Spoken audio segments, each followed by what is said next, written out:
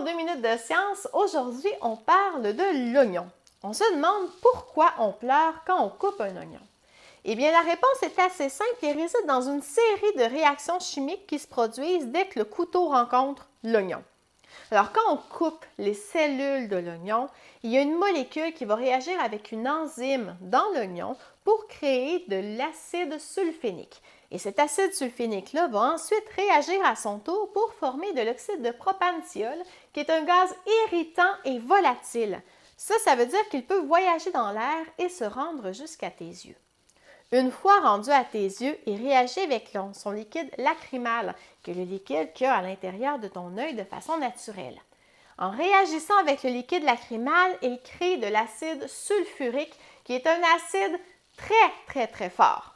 Alors, ton œil commence à brûler, ton corps veut se protéger contre l'acide en produisant des larmes, mais ce qu'il ne sait pas, c'est qu'en produisant des larmes, ça va créer encore plus d'acide sulfurique et on se retrouve dans un cercle vicieux.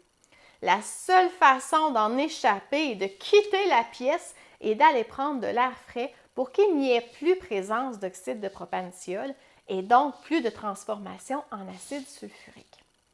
Alors, sachant ceci, il existe plusieurs trucs que j'ai trouvés sur Internet pour réussir à se protéger contre les pleurs lors de la coupe d'un oignon.